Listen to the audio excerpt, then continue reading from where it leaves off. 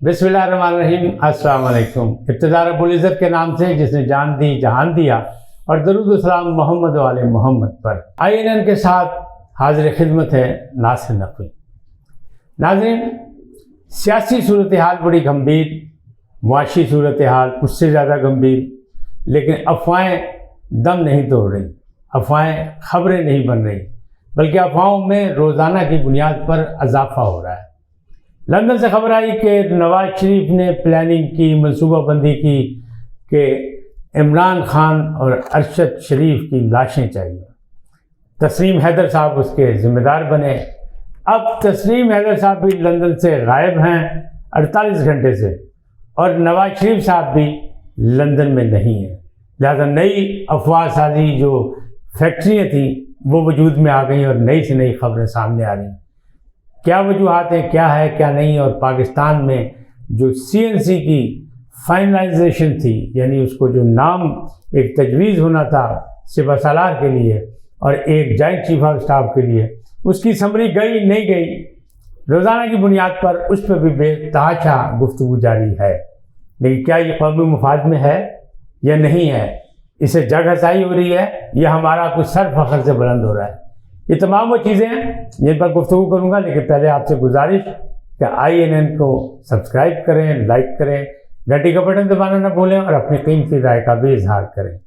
पहली बात कि लंदन से जो अफवाह आई कि इमरान खान के कत्ल और अरशद शरीफ के कत्ल में नवाज शरीफ की प्लानिंग, जिसमें मरियम नवाज और उनके बेटे हुसैन नवाज वगैरह शामिल थे, वो सब शामिल थे, तो ये तस्लीम हैदर ने किया।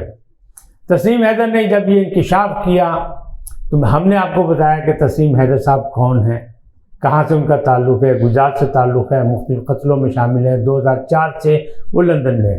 लेकिन अब जो ताज़ा तरीन खबर आई वो ये है कि नासिर भट्ट, जिनका उन्होंने नाम दिया कि जो सहूलतकार थे नवाज शरीफ साहब के लिए, वो नासिर भट्ट साहब ने लंदन में रिपोर्ट दर्ज करा दी तस्लीम हैदर के ख़िलाफ़। और तस्लीम हैदर जो हैं वो 48 घंटों से लापता हैं, किसी को नहीं पता वो कहाँ गए। बहरहाल ऐसे लोगों का वैसे भी कुछ पता नहीं होता कहाँ है कहाँ नहीं है। लेकिन जो दूसरी खबर है इसके साथ ही जो जुड़ी हुई वो ये है कि नवाज शरीफ अपनी फैमिली के साथ, यानी मरियम नवाज, जुनैद सफदर, हुसैन नवाज और बच्चों के हमरा वो अमेरिका के दौरे पर या यूरोप के दौरे पर निकल लिए। दौरे के मुतालिक ये कहा जा रहा है 10 रोज़ा दौरा है। वैसे तो ये ऐसे ही लग रहा है बज़ाहिर की हवाखोरी के लिए है, लेकिन अमेरिका में उनका एक टेस्ट भी होना, उनका मुआयना भी होना है, वो भी सामने बात आई है।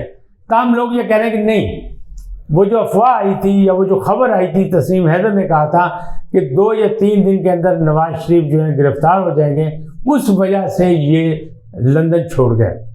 जबकि पसे पर्दा एक और बात भी है कि इन्हीं ने अदालत से कहा था कि हमारा वीज़ा बढ़ाया जाए, और वो दरख्वास्त वापस ले ली। तो उनको रास्ता उनके लायज ने ये बताया कि पहले आप लंदन से बाहर जाएं, फिर वापस आ जाएं, फिर आप यहाँ 6 महीने रहेंगे।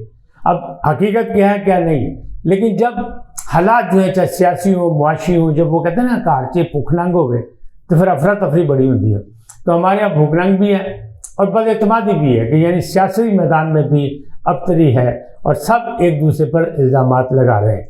ऐसे हालात में जो है मामला जो है वो जाहिर है कि गड़बड़ हो जाते हैं, और ख़ास तौर पर कौमी नौइयत के, क्योंकि सिपह सालार की तकरीर इन्हीं दिनों में, मैंने बहुत पहले कहा था व्लॉग में कि 25 तक ये हो जाएगी। अब भी इतला यही है कि 25 को हो जाएगी, 26 तक जो है एक रिटायरमेंट होनी है, यानी आसिम मुनीर साहब की। और ये भी कहा जा रहा है, कहने वाले ज़राए कह रहे हैं, मुझे कंफर्म नहीं लेकिन लोग कह रहे हैं कि आसिम मुनीर का नाम भी उन 5-6 अफराद में शामिल नहीं निकाल दिया गया, जिसकी वजह से हुकूमत और इस्टेब्लिशमेंट में डेडलॉक आया हुआ है। ये डेडलॉक कैसे ख़त्म होगा, ये तो वक्त के साथ साथ होता ही है और होना चाहिए। मैं तो ये कहता हूँ कौमी अदारे में मेरिट पर जब सिलेक्शन होती है, मेरिट में नाम आते हैं, तो उसमें किसी की मदाखलत नहीं होनी चाहिए। लेकिन आइन और कानून इजाज़त देता है वज़ीर आज़म को। वज़ीर आज़म को जहाँ इजाज़त आइन और कानून देता है वहाँ कोरोना ने इजाज़त नहीं दी। उन्होंने कहा जनाब आप तो पासे हो जाओ, तुझे आराम में घर बैठो। अब ये भी पता लगा कि 2 दिन के बाद जो है वो तुर्की के दौरे पर जा रहे हैं वज़ीर आज़म। मामला जो है मज़ीद गंभीर होते जा रहे हैं कि 2-3 दिन का मसला है। कोई कह रहा है 48 घंटे, कोई कह रहा है 72 घंटे बड़े ज़रूरी हैं। लेकिन एक बात पक्की है कि 29 तक ये सारी चीज़ें हो जाएंगी, और सरप्राइज़ 29 से पहले मिलता है या सरप्राइज़ 29 के बाद, एक सरप्राइज कौम को ज़रूर मिलेगा। अच्छा, इस सूरत हाल में ऐसा लग रहा है कि इमरान खान भी इस तमाम सूरत हाल से वाकिफ़ थे। उनको भी कहीं ना कहीं जो दावा भी उनका ये है कि मुझे इतला मिलती रहती है, तो ऐसा लगता है उनको इतला मिली कि ये हालात ऐसे ही होंगे, जहाँ डेडलॉक आएगा वहाँ वो रेस्ट कर लेंगे। उन्हें लॉन्ग मार्च को रेस्ट दे दिया और 26 को जाने का प्रोग्राम बना लिया। और 26 बड़ा अहम दिन है, 26 को आसिम मुनीर साहब की रिटायरमेंट का दिन भी है। तो अब उससे पहले अगर उनकी प्रमोशन ना हुई तो इसका मतलब नाम और निकल गया बिचों फारग, फिर अगले नामों पर बातचीत होगी। तो ये सारी चीज़ें जो हैं ये बड़ी है, लेकिन ऐसे कौमी मसले पे हमें इस तरह की सियासतबाजी नहीं करनी चाहिए जिसमें ये भी कहा जा रहा है कि इमरान खान साहब धमकी दी है कि मैं मतलब अदालत चला जाऊंगा।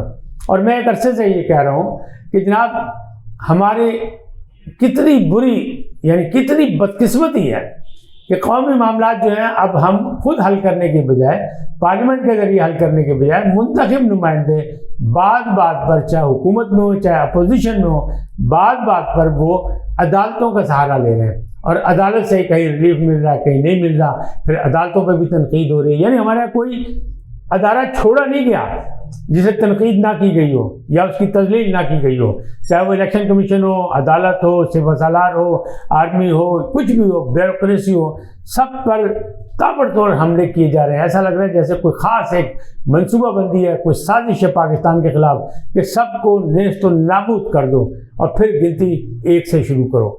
यकीनी बात है ये ऐसा होता नहीं है। आज़ाद रियासतों में ऐसा नहीं होता। कानून और आइन की हुक्मरानी होनी चाहिए, सिलेक्शन मेरिट पे होनी चाहिए। अगर आर्मी से हम ये तवक़ात रखते हैं कि वो मुदाखलत ना करे, वो न्यूट्रल रहे, और अब वो न्यूट्रल हो गए तो हमें बर्दाश्त नहीं हो रहा। हम आर्मी की सिलेक्शन में मुदाखलत कर रहे हैं, हम अपनी अपनी मर्ज़ी से अपनी मर्ज़ी का बंदा लाना चाहते हैं। हालांकि माजी में अगर आप देखें तो जिसने भी इंतखाब किया उसकी बाद में बात सुनी नहीं गई, यानी जो मुंतखब हुआ उसने बात नहीं सुनी। क्यों कि कौमी अदारा जो हालात और वाक़यात के मुताबिक चलता है, उसमें जो जो हालात वाक़यात बने उसी में बह जाते हैं, उसी में फ़ैसले हो जाते हैं, उसी में रवैये के सामने आ जाते हैं, फिर पूरी कौम को उसका खमियाजा भुगतना पड़ता है। अब इमरान खान साहब कहते हैं कि अगर मामला गड़बड़ हुआ और ये हमारी मर्ज़ी की बात न हुई तो हम सिपा सलार की तकरीर को भी सुप्रीम कोर्ट ले जाएंगे। कितनी अफसोसनाक बात है। तब ये फैसला भी सुप्रीम कोर्ट से होगा या ये फैसला भी अंडर डिस्कशन आएगा सुप्रीम कोर्ट में। मामला कहीं तो होने चाहिए, कहीं तो हमारे कौमी इदारों को इस्तेकाम मिलना चाहिए, कहीं तो मुस्तहकम होने चाहिए। फिर ममलकत के इस्तेकाम की बात कैसे करते हैं, कौमी यकजहती की बात कैसे करते हैं, मेरिट की बात कैसे करते हैं कि जब हम खुद ही मुदाखलत करें तो फिर जाहिर है वो भी मुदाखलत करते हैं। और माजी में भी यही देखा गया कि वो जो गेट नंबर 4 की कहानी बार बार शेख रशीद साहब सुनाते हैं वो यही थी कि जो मुंतखब लोग थे या जो अवामी नुमाइंदे होते थे वो गेट नंबर 4 से राब्ते करके आइन को बिल्कुल नेस्त नाबूद करने के मशवरे देते थे। और कई दफ़ा हमारे यहाँ मार्शल्ला लगा, आइन बालाए ताक रखा गया। इस वक्त भी सूरत हाल ऐसे ही है, जिसकी वजह से जो है रोज़ की बुनियाद पर जो सिपा सालार जो हैं वो तो अपनी अलविदाई दावतें अटेंड कर रहे हैं, शिरकत कर रहे हैं, लोगों को मुलाकातें कर रहे हैं, लेकिन इसके साथ साथ जो अफवाहों का बाज़ार गर्म है। आज इसका नाम आ जाता है, कल किसी और का नाम आता है, परसों किसी और का नाम आता है। कभी कहते हैं कि फैज़ हमीद का नाम नहीं है, फैज़ हमीद का। अब देखिए, साबिक़ वज़ीर आज़म कहते हैं कि अगर अहल जर्नल का नाम जो है इस 5-6 की लिस्ट में ना हो तो ये भी नाइंसाफ़ी है। और दूसरी जानिब जो ये कहा जा रहा है कि जो मामला जो है जिस हद तक है तो इसमें अहल लोग जो है जो मेरिट पे उन्हीं की बात होगी। अब जब ये मामला इस तरह बिगड़ते हैं तो फिर अफवाहों का बाज़ार भी गर्म हो जाता है। फिर लोगों को जो मुंह में आता है वो करते हैं। क्यों कि जब आपकी रवायात से आप इख्तलाफ करेंगे या रवायात से मुंह फेरेंगे तो फिर ऐसे चीज़ें हो जाती हैं कि जो पूरी मेरिट पे नहीं उतरती। अब गैर मामूली हालात बन चुके हैं, चंद दिनों की बात है, ये आखिरी हफ्ता जो आने वाला नवंबर का, इसमें ये सब कुछ फैसला होना है और सब चीज़ हो जाएगी। और 29 के बाद फिर सरप्राइज़ की बात हो रही है, उससे पहले भी सरप्राइज़ की बात हो रही है, क्या हो रहा है क्या नहीं हो रहा। लेकिन अदारों को इंडिपेंडेंटली आज़ादी से काम करना चाहिए। मेरी राय तो यही है, आपकी राय क्या है ये आप जाने। लेकिन अगर ये मामला भी फिर अदालत की ज़ीनत बना जाके तो फिर मज़ीद जग हसाई होगी पाकिस्तान की, क्योंकि यहाँ आइन और क़ानून की फिर तो हुकूमत की बात नहीं होगी, फिर मेरिट की बात नहीं होगी, फिर एक दूसरे पर तनकीद मज़ीद बढ़ेगी। और मामला ऐसे ही लग रहा है कि अगर किसी की पसंद का ना हुआ सिपा सालार तो फिर जाहिर है कि ये उसको भी तनकीद का निशाना बनाएंगे। तो जो नया आएगा उस पर कितनी जिम्मेदारियां बना देंगे। जब आप उसको माहौल ही अजीबोगरीब देंगे तो फिर उससे उम्मीद है कि आप वाबस्ता रखते हैं। तो इसलिए सबको, तमाम सियासी अहदेदारों को, सियासी रहनुमाओं को, सियासी पार्टियों को इस वक्त कौमी यकजहती के हवाले से पाकिस्तान के बन के सिर्फ ऐसा किरदार अदा करना चाहिए कि ये वक्त भी गुजर जाए, अच्छा वक्त आने वाला है। कोई ऐसी बात नहीं, इलेक्शन आज नहीं तो कल होने हैं, यानी 2023 हर कीमत पर इलेक्शन का साल है। लेकिन फिर भी लोग शक कर रहे हैं कि नहीं, शायद वो इसमें भी इजाफा हो जाए, वक्त बढ़ जाए और इसको एक साल आगे ले जाए। हुकूमत कह रही है अक्टूबर नवंबर में इलेक्शन कराएंगे, अपोजिशन कहती है, इमरान खान कहते हैं फौरी इलेक्शन, और फौरी इलेक्शन में उनको समझने का रिजल्ट बहुत अच्छा मिलेगा। लेकिन अभी कोई चीज़ जो है सूरत हाल वाज़े नहीं हुई।